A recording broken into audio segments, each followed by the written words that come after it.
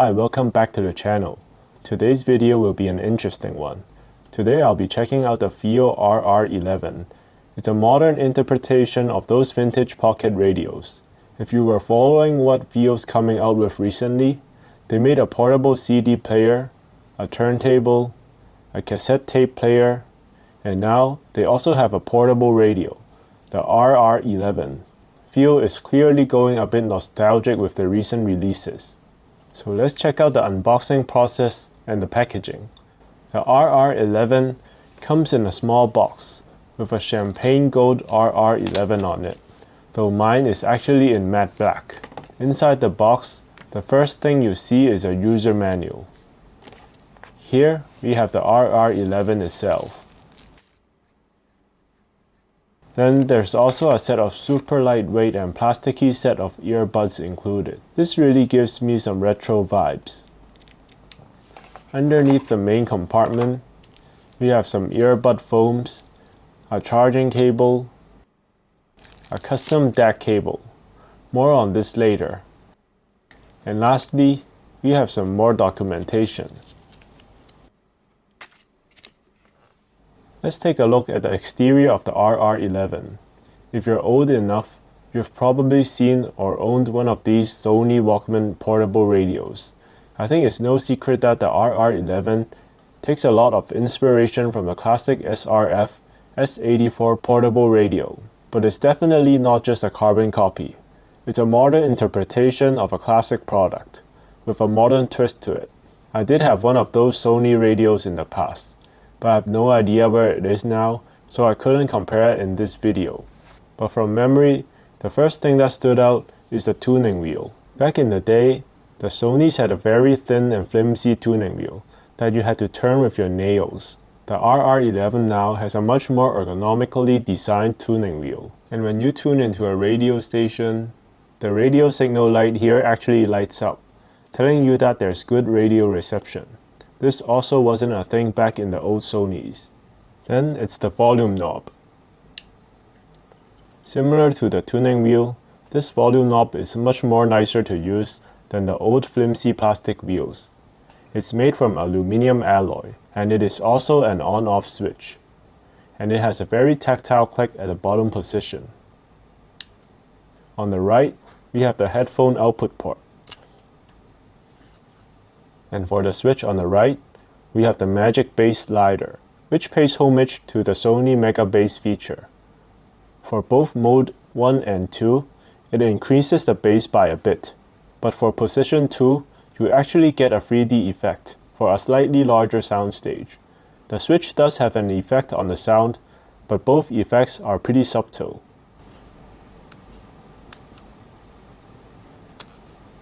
On the front, we have a radio tuning slide bar window thing, a battery indicator at the bottom of the bar, and the reception light we just talked about.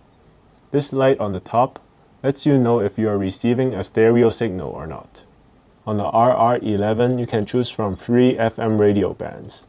You can choose the one best suited for your country or region, and select it using the switch on the left. Also, the front and back of the RR11 is made from anodized aluminum alloy as well. On the back, there's nothing much to see. The RR11 has an internal lithium battery that runs for 8.5 hours, which is not user replaceable. On the bottom, there's a USB-C port for charging and using the RR11 as a headphone amplifier. So this brings us to a special feature of the RR11, is that you can actually use it as a headphone amp through this special cable. This is actually a DAC cable, and there's a DAC chip that converts digital signal from your phone to an analog signal to the RR11 here. With the amp feature, you get 40 milliwatts of power at 32 ohms. Not a lot when you compare to any of the dongles nowadays, but it's a feature you can try out. The magic bass slider will also work in the amp feature as well. The battery will run for about 17 hours on a full charge on amp mode.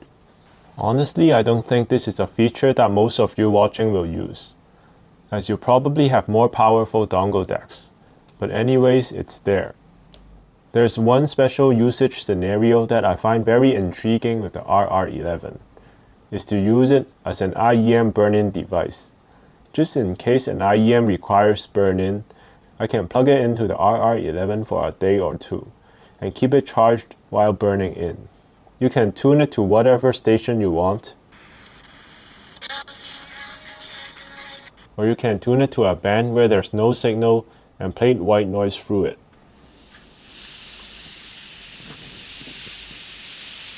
Basically, this is a random burn-in device which plays whatever the radio's playing, and it can also be a white noise generator.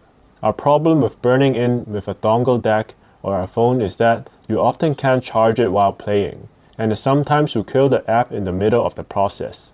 So burning in with the RR11 is just easier and simpler. It's definitely a hidden function of the RR11 for me. I'll use it next time when I review a brand new IEM. In summary, I think the RR11 is a very solid interpretation of a modern portable radio. It feels nostalgic and retro, but at the same time it's fully functional and well designed. So you might ask, does it sound good?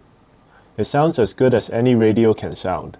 Radios are usually heavily compressed anyways.